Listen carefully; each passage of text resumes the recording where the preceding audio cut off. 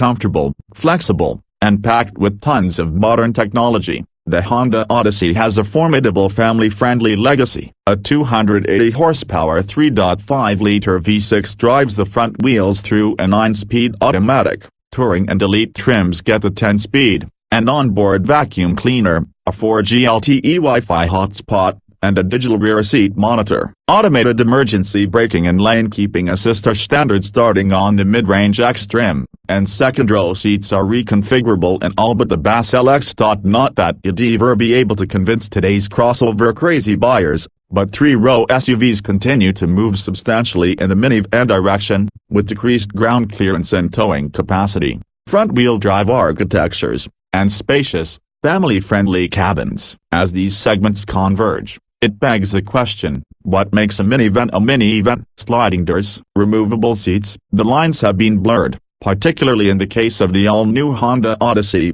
which shares a platform with the company's three-row crossover, the Pilot.Pop the Odyssey's hood, and you'll find the same 280 horsepower 3.5-liter V6 that hustled our long-term Pilot from 0 to 60 miles per hour in just 6.0 seconds. The Pilot's optional 9-speed automatic is standard on the Odyssey, but opt for the Touring or Elite trim levels. The latter is tested here, and you get Honda's 10-speed automatic, the first slushbox from the maker to use planetary gearsets. The new transmission shifts imperceptibly under moderate throttle, is well matched to the V6 engine, and is always in the right gear. It's fuel efficient, too, particularly on long highway slogs. The combo of V6 and 10-speed returned 30 miles per gallon on our 75-mile-per-hour highway fuel economy test, beating the EPA highway rating by 2 miles per gallon. This Odyssey Elite also sprinted to 60 miles per hour in 6.6 seconds, really quick for a minivan and quicker than many three-row crossovers. The Chrysler Pacifica, clearly the Odyssey's biggest rival, claims a 7-horsepower advantage over the Honda but managed only a 7.3-second time in the same test. Whether putzing around town or merging into heavy freeway traffic, the Odyssey never feels as if it wants for power. Get on the throttle and the V6 emits a sonorous tone that wouldn't sound out of place in, you guessed it, an SUV.Larger. Bumps transmit into the cabin more harshly than in the Pacifica, likely due to our test vehicle's 19-inch wheels and low-profile tires. Otherwise, the Odyssey's ride quality is agreeable. It balances composed cruising with competent cornering, which isn't reflected in the unimpressive 0.75-gram skidpad result, but it changes direction nimbly and drives like a much smaller vehicle. Steering effort is light, but the electrically assisted system is accurate and direct. We'd call the Odyssey a slam dunk dynamically,